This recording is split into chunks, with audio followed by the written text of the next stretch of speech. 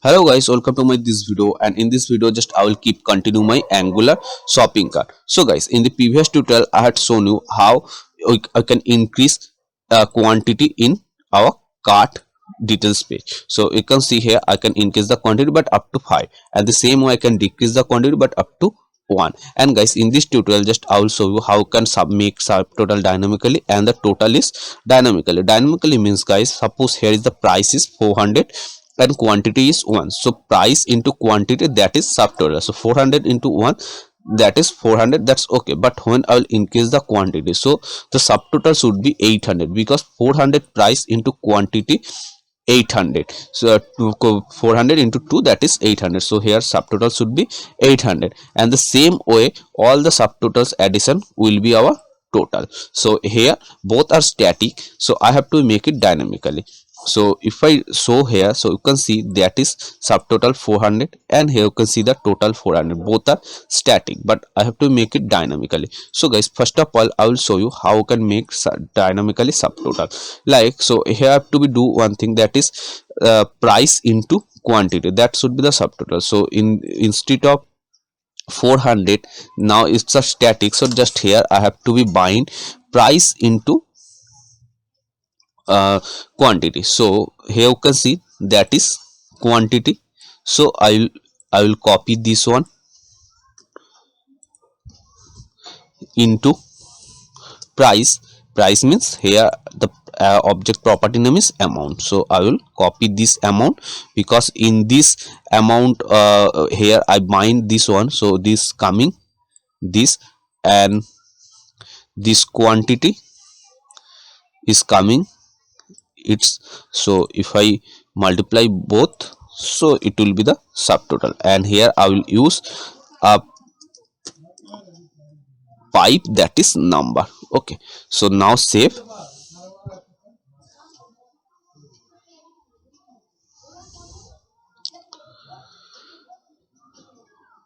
and now I will check it browser.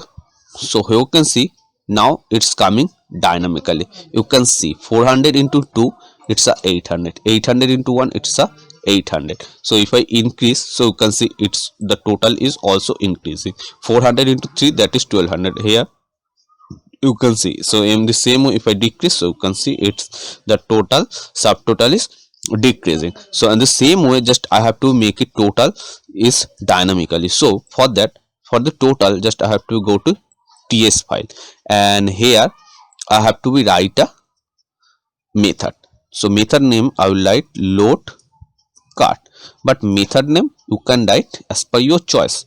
And outside this method, just here I will write a variable first of all. So here I will write the variable name is total, and the total is number, and first of all I will assign number is 0. So I will save, and this total variable I will copy, and here you can see the total, and now it's a static 400. So here I will bind using interpolation this total variable which I have written here.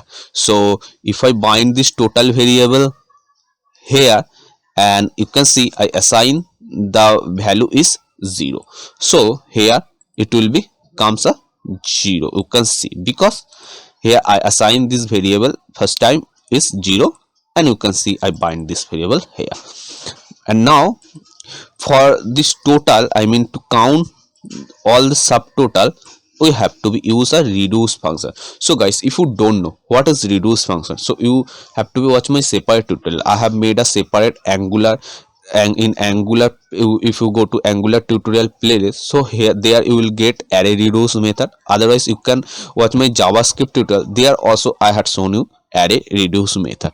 So you have to be watch my separate tutorial of array reduce method if you don't know what is array reduce. Okay, so because here I will use array reduce method. Array reduce method, this is object property. If I open local store, so here if I will go to application, and here you can see the this one price means this amount. Okay, 400 and 800, this amounts I bind here in the previous tutorial. So if you didn't watch my previous tutorial, so you have to be watching my previous all the tutorials step by step, otherwise you will get a confused. So here this amount I bind here 400 and 800. You can see 400, 800 and 400. So guys, and this into this one. So when we add or anything, add, multiply, divide, anything we do in array property, that means, so this time we use reduce function. So in the separate tutorial of array reduce, there I deeply explain that what is reduce and how it works, but here just I will show you. So guys, first of all, we have to be here you can see in the previous one, that is I had taken variable this card details, and in this card details variable we store, you can see our local card. Local card means this store local storage key. Here in this key we stored all the value of local card. In this local card, that we store in this card get card details variable. So in the same way I will copy this get card details variable. Okay,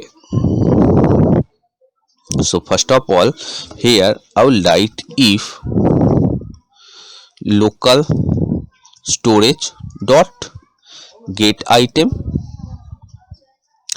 and get item is this local card, because in this local card key I had stored the value of local storage. In I will show you again, otherwise maybe you will get a confused. So if I go to application, so you can see in this local card key I have stored all the value of local storage. So that's why if I get this local card, then I will get all the value. So here I am writing a condition, that is when local card I will get a local card, because maybe user did not add any product on his cart, so that time there will not be anything in local storage. So that's why I am writing a condition, that is when user will add any value in local storage, so then I will get a local cart key, because in this local cart key I have stored the value of local storage. So if I get local cart key, then I will store the value of in this variable. So here I will write this dot get card details equals to JSON dot parse. I have to be right, you know guys why we use JSON dot parse, because in the another previous tutorial I had shown you why we use JSON dot parse, and inside this JSON dot parse local storage dot get item, and in this get item here I have to be write this one. Okay, so and now here I have to be write reduce function. So now guys, I have stored all the value means this value, this one I store in this variable get card details. So I have to be use reduce function of this get card details. So this dot get card details dot reduce, and the syntax is guys reduce and the function, and it takes a reduce function takes a callback function. So that's why I have written function, and it takes a two parameters. So I will write the parameter name is ACC and VAL. ACC is the accumulator and VAL is the value. Value means guys, this is, if I open the array, so this is property and this is value. So when we do anything in our object properties value, so then we use reduce function. I told you that. So here we have to be count the all the value of this object property, that means this this into this this subtotal, and I have to count this value of subtotal. So that's why I'm using reduce, and this reduce I have take a two parameter accumulator and value. So value means guys the properties value. Okay, and now accumulator is guys, it's same like when we use for loop, then we use for I equals to 0. Mostly we use variable I, but we can use anything as per instead of I, but we use I and we assign first time I is 0. So accumulator is the same like I, and here we will assign accumulator is first time 0, but here we don't write ACC equals to 0. Here we write 0 here. Okay, and here we write 0 here. And guys, here we don't need to write for loop. It's a automatically it take a for loop. So that's the benefit of reduce function. And now guys, here I have to be write return and return ACC plus parenthesis and VAL, that is this one value. So here value into and this amount, so AMT, sorry guys, value dot AMT into value dot this quantity. So that means guys, value dot amount into value dot quantity. So amount into quantity, that is 1200, and here you can see accumulator plus, so 1200, and again 800 into 1, that is 800. So 1200 into 800 plus, so this one is plus, so that is, then I will get the total. So this way, and after doing reduce method, here that I have to be stored in this total variable. So I will copy this, and this dot total variable equals to, so if I store this total variable of using a reduce function, so that I will get the value here, but I will not get the value here because I have to be call this load cut function inside this ng on it, that then when the page will be load, so then I will get this value. So here I have to call this method load cut.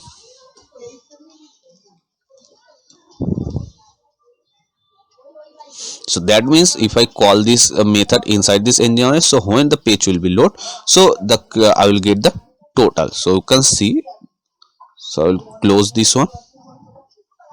So you can see 2000 because 1200 into 800 2000. But here I have to do another thing, that is when I am getting 2000, so if I decrease, so 800 into 800 it should be 1600, but it's not 1600, it's 2000. When I will refresh, that means when our page will be load, so I'm getting 1600 because I call this function inside this ng on it. So in the same way I have to be call this function when our quantity will be increase or decrease here.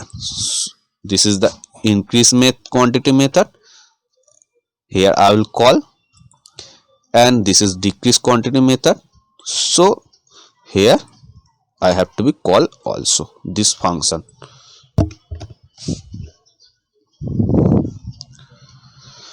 So it's compiling and compile successful. So you can see 1600. So if I, you can see 1200 into 800, it's 2000. If I decrease, so it's also total is decreasing. So now it's done. So hope guys this video is helpful to you, and if you want to get more Angular video, so please subscribe and press the notification bell icon to get more update.